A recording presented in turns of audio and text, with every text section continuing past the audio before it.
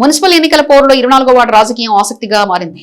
BJP అభ్యర్థిగా బరిలో ఉన్న రాంపల్లి శ్రీధర్ విజయమే లక్ష్యంగా శనివారం బీజేపీ వేములవాడ నియోజకవర్గ ఇన్ఛార్జ్ డాక్టర్ చిన్నమనేని వికాస్ వార్డులోని ప్రతి గల్లీలో పర్యటిస్తూ ఓటర్లను ఆత్మీయంగా పలకరించారు. ప్రచారంలో భాగంగా వికాసరావు మాట్లాడుతూ ప్రధాని మోదీ మహిళల గౌరవం కోసం ఆపరేషన్ సింధూర్ వంటి కార్యక్రమాలతో అండగా నిలిచారని గుర్తు చేశారు. అదేవిధంగా 24వ వార్డు మహిళలందరూ ఆపరేషన్ శ్రీధర్ చేపట్టి రాంపల్లి శ్రీధర్ ను భారీ మెజార్టీతో గెలిపించాలని పిలుపునిచ్చారు. శ్రీధర్ మొండి పట్టుదల వాడని, ఏదైనా పని కావాలంటే పట్టుబడి సాధించే కార్యశీలి అని కొనియాడారు. శ్రీధర్కు ఒక అవకాశం కల్పిస్తే వార్డు ప్రజలకు మెరుగైన మినరల్ వాటర్ సేవలు అందిస్తారని, మీలో ఒకటిగా ఉండి సమస్యలు పరిష్కరిస్తామని హామీ ఇచ్చారు. వార్డును ఆదర్శవంతంగా తీర్చిదిద్దే సత్తా ఆయనకుందని, గతంలో ఆయన చేసిన సేవల అభివృద్ధిని చూసి ఆశీర్వదించాలని కోరారు. ఈ కార్యక్రమంలో బీజేపీ కార్యకర్తలు, మహిళలు పెద్ద ఎత్తున పాల్గొన్నారు.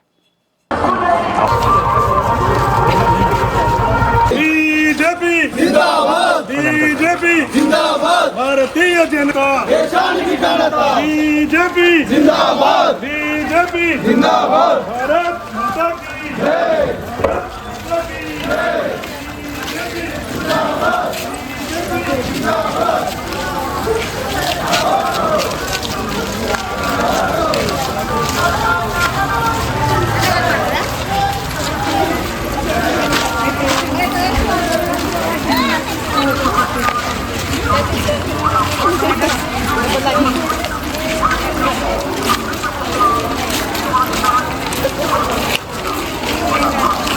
भारत माता की जय, बीजेपी जिंदाबाद, बीजेपी जिंदाबाद, बीजेपी जिंदाबाद, बीजेपी जिंदाबाद, भारत माता की जय, माता की जय, जिंदाबाद, जिंदाबाद।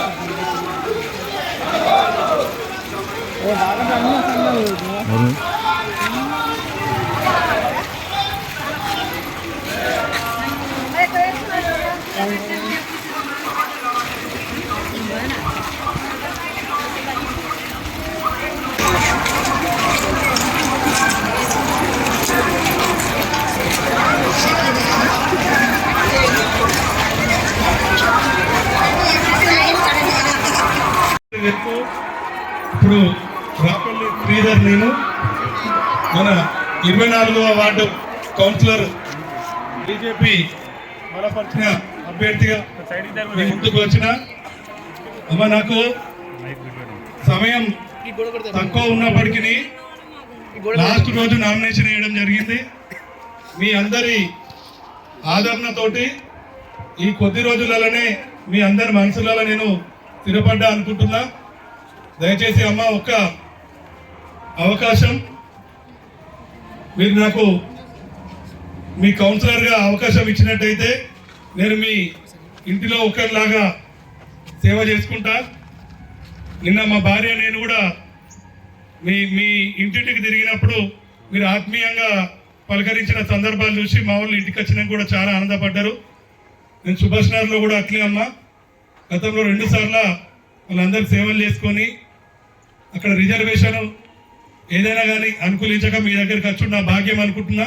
శివదీక్షలో మీ ఇండ్ల చుట్టూ నేను తిరుగుడు, మిమ్మల్ని వేడుకుంటూ అది ఒక రుణబంధంగానే భావిస్తున్నా తల్లి.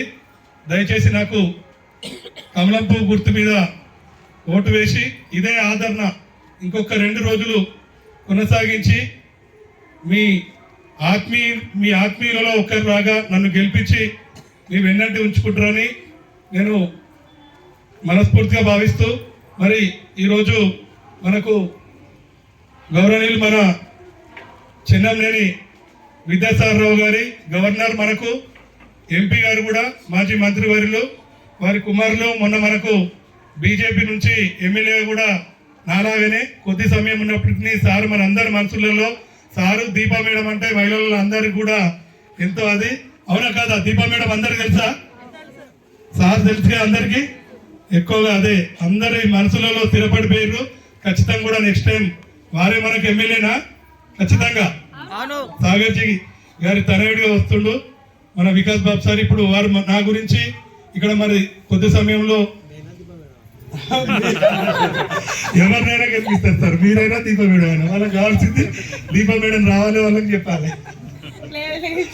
సార్ కూడా ఖచ్చితమే, ఎవరైనా కూడా ఎవరి రిజర్వేషన్ వచ్చినా మనం గెలిపించుడే కదా. దీపా మేడంకి వచ్చినా గెలిపించుడే, సార్కి వచ్చినా. ఇప్పుడైతే దానికి సంకేతం ఇవ్వాలంటే దయచేసి కమలం పువ్వు గుర్తు మీద ఓటు వేసి నన్ను ఆశీర్వదించాలని నిన్నను వేడుకోవడానికి సారే స్వయంగా వార్డులో ఇంటింటికి కూడా ఈరోజు తిరగడం జరిగింది. వారి అనుభూతులు వారు మీరు ఓటు వేయడానికి ఏ విధమైన వారు ఒకసారి మనందరికీ తెలియ. మీకు అందరికీ తెలుసు, మరి నరేంద్ర మోడీ గారు మన ప్రధానమంత్రి భారతదేశంలో మరి పహల్గాంలో దాడి జరిగితే భారతీయ మహిళల నుదుటి సింధూరాన్ని మరి పాకిస్తాన్ ఉగ్రవాదులు తుడిసేస్తే మరి దానికి గట్టి జవాబుగా ఆపరేషన్ సింధూర్ అని మరి పాకిస్తాన్కి సరైన గుణపాఠం ఇచ్చిన మన గొప్ప ప్రధానమంత్రి నరేంద్ర మోడీ గారు. ఈరోజు మనం ఇక్కడ మన ఇంట్లో సురక్షితంగా మనం ఉన్నామంటే మరి సరిహద్దుల్లో మరి నరేంద్ర మోడీ గారి నిఘా ఉందని మనం మర్చిపోవద్దు.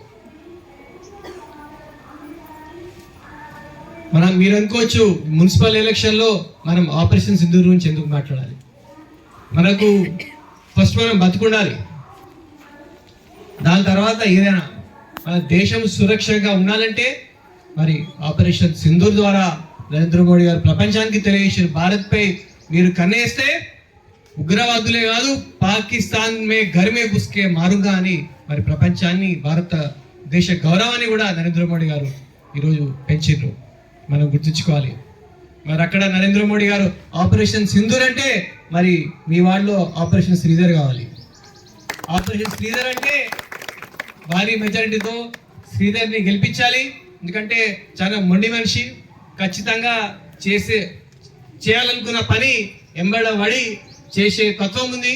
మీ సమస్యలు కూడా బండి సంజయ్ గారి ద్వారాను మరి స్వయాన సెంట్రల్ గవర్నమెంట్ దృష్టికి తీసుకెళ్లి మౌలిక సదుపాయాలు కావచ్చు, రోడ్లు కావచ్చు, హైమాస్ లైట్లే కావచ్చు, ఉద్యోగాలే కావచ్చు, ఇతర సదుపాయాలే కావచ్చు, అవన్నీ మరి కేంద్ర ప్రభుత్వం దృష్టికి తీసుకెళ్లి సంజయ్ గారి దృష్టికి తీసుకెళ్లి వారు పని చేస్తారని నాకు గట్టిగా నమ్మకం ఉంది. ఎందుకంటే ఇప్పుడు స్థానికంగా సమస్యలు అనేది కేవలం కేంద్ర ప్రభుత్వం నిధులతోనే వస్తున్నాయి. ఈరోజు స్వయాన ముఖ్యమంత్రి గారు ఏమన్నారు, మన దగ్గర పైసలు లేవన్నారు అన్నారా? అందుకే తులం బంగారం వీలేదు. మీకు తెలుసు కదా, ఈ బంగారం ధర బాగా పెరిగిపోయింది. ఊహించుకోండి, 2 ఏళ్ల కిందట మీకు తులం బంగారం వస్తే ఎంత వాల్యూ ఉంటుండే. అది మీరు మోసపోయారు. కొంతమంది అప్పుడప్పుడు మోసగించవచ్చు, కొంతమంది ఎప్పుడు మోసపోతుంటారు. కానీ అందరినీ అన్ని వేళలా మోసం చేయరాదు. మరి మీరు ఈసారి 3వ మోసపోరని నాకు గట్టిగా నమ్మకం ఉంది.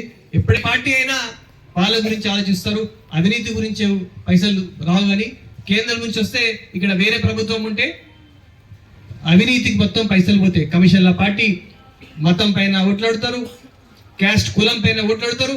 కానీ అభివృద్ధి పైన, దేశం పైన, ధర్మం పైన ఓట్లు అడిగే పార్టీ బీజేపీ. మీరు గుర్తుపెట్టుకొని, అదే కేవలం మహిళలకు కాకుండా యువకులకు, ఈరోజు చాలా మంది యువకులు మరి పిల్లలు ఉద్యోగాలు లేవు, డిగ్రీలు ఉండి ఉద్యోగాలు లేకుంటే ఎంత బాధనో మీరు ఆలోచించండి. ఉద్యోగాలు లేకపోవడం వల్ల, ఖాళీ సమయం వల్ల మరి మత్తుకు బానిసలవుతుంది మన యువత. వాటి గురించి ఆలోచన చేసి నరేంద్ర మోడీ గారు skill India, make in India లాంటి కార్యక్రమాలు చేసి మన యువతకు మంచి నైపుణ్యాలు నేర్పి ఉద్యోగాల అవకాశాలు రావాలని మేక్ ఇన్ ఇండియా లాంటి స్కీమ్స్ నరేంద్ర మోడీ గారు తీస్తున్నారు. ఇవన్నీ కేంద్ర ప్రభుత్వ పథకాలే. ఇదే కాకుండా రైతుల గురించి కూడా కరీంనగర్ ఎంపీ బండి సంజయ్ గారు నరేంద్ర మోడీ గారి స్ఫూర్తితోనే అభివృద్ధి కార్యక్రమాలను వారు చురుగ్గా పనిచేస్తున్నారు. సమాజంలో విద్య, వైద్యం 2 రంగాలు చాలా కీలకమైన రంగాలు. ప్రభుత్వం విద్యా, వైద్యం ఉచితంగా అందరికి ఇస్తే మరి వేరే ఉచితాలు అవసరం లేదు. వారు వాళ్ళ కాళ్ళపైన నిలబడి జీవితంలో వారు స్థిరపడతారు. కాబట్టి మరి సంజయ్ గారు కూడా ఈ రంగాలలో ఎన్నో సేవా కార్యక్రమాలు చేస్తున్నారు. మొన్ననే వేములవాడ ఏరియా హాస్పిటల్లో 2 కోట్ల విలువ గల పరికరాలు సిఎస్ఆర్ నిధుల ద్వారా సమకూర్చింది శ్రీ బండి సంజయ్ కుమార్ గారు అని మర్చిపోకండి. ఈరోజు శ్రీధర్ వెనుక సంజయ్ కుమార్ గారు ఉన్నారు, సంజయ్ కుమార్ గారు వెనుక నరేంద్ర మోడీ గారు ఉన్నారని మీరు గుర్తించాలి. ఈ వ్యవస్థ ఉంది, ఇక్కడ నుంచి అక్కడ దాకా కూడా అపాయింట్మెంట్ నరేంద్ర మోడీ గారు ఇస్తారు. ఆ గొప్ప సిస్టమ్ బీజేపీలో ఉంటుంది.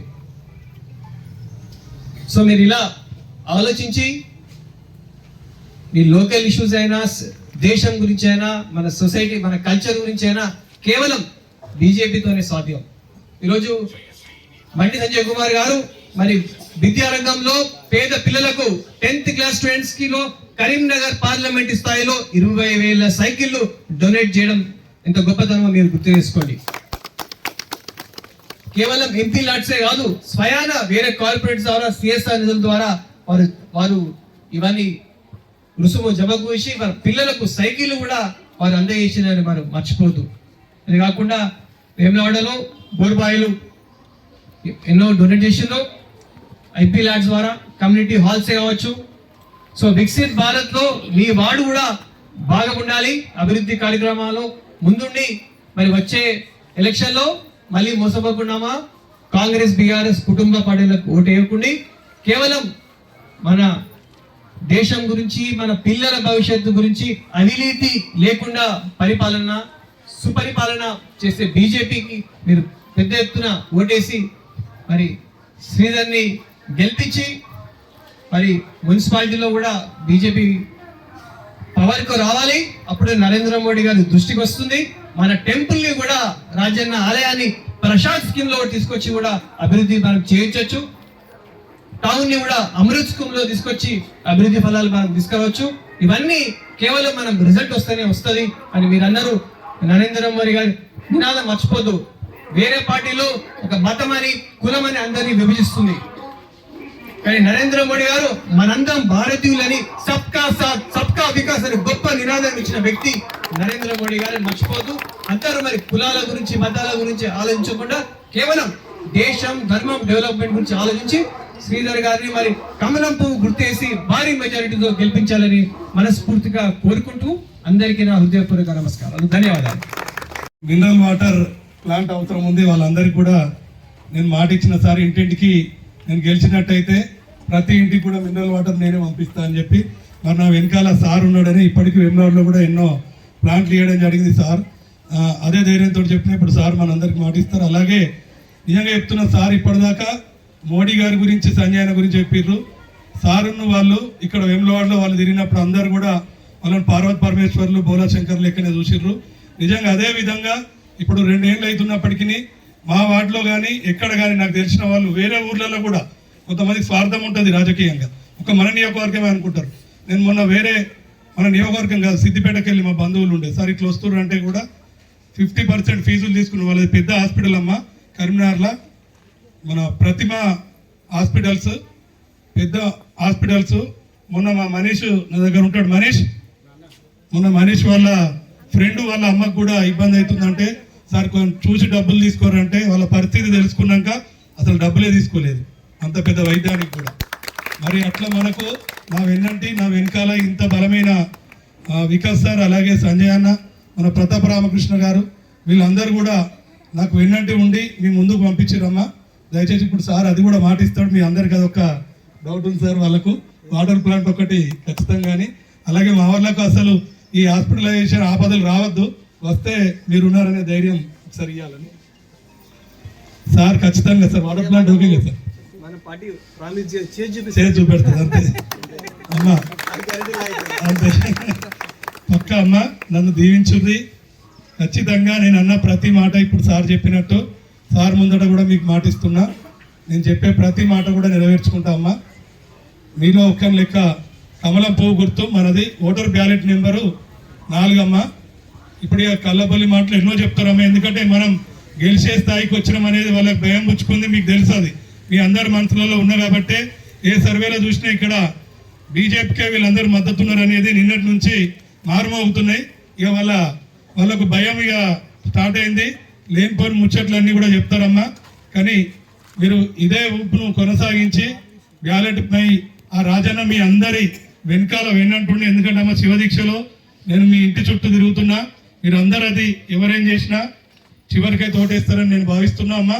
ఎవరు ఇచ్చినా కూడా తీసుకోరు, ఎందుకంటే కాంగ్రెస్ ప్రభుత్వం ఇప్పుడు ప్రభుత్వం ఉంది మీకు తెలుసు, ఇక్కడ రాష్ట్ర ప్రభుత్వంలో వాళ్ళు మనకి ఇచ్చే స్కీమ్లో ఇస్తలేరు. కానీ ఇప్పుడు ఓట్లు వచ్చినాయంటే ఎట్లా పడితే అట్లా ఇచ్చేందుకు వాళ్ళు ప్రయత్నాలు చేస్తారు. తీసుకోరమ్మా, అవన్నీ డబ్బులు మనే మీకు తెలుసు. ఇక టీఆర్ఎస్ ప్రభుత్వం అయితే ఒక కాళేశ్వరం వాళ్ళు మొదలు పెట్టినప్పుడు 20,000 కోట్లు అయితే వాళ్ళు పూర్తి చేసే వరకు 1,00,000 కోట్లు. మనం ఇల్లు కట్టుకుంటాం 5 లక్షలను కట్టుకుంటాం 6-7 లక్షలు అయితే, కానీ వాళ్ళు 5 ఇంతలైనాయి. ఇప్పుడు వాళ్ళు కూడా పైసలతోటే వచ్చిర్రు. ఇక చెల్మడ్ సార్ ఆయన కూడా వ్యవస్థ పైసలు తీసుకొని అత్తుర్రు. తీసుకోరమ్మా, మీకు తెలుసు వ్యక్తులు ఏందనేది. నేను పైసలు ఇస్తాను ముందడికి నూకిరు వాళ్ళను. మీరు అనుకునే వ్యక్తి ఉంటే అది వేరమ్మా. దయచేసి మీ అందరికీ శిరస్సు వచ్చి నేను నమస్కరిస్తున్నా. మీకు సేవ చేసుకునే భాగ్యం అనుకుంటున్నా. దయచేసి ఖచ్చితంగా కమలం పువ్వు గుర్తు మీద ఓటేయాలి. వేస్తారు కదమ్మా అందరూ? కమలం పువ్వుకే, కమలం పువ్వుకే. భారత్ మాతాకి, భారత్ మాతాకి.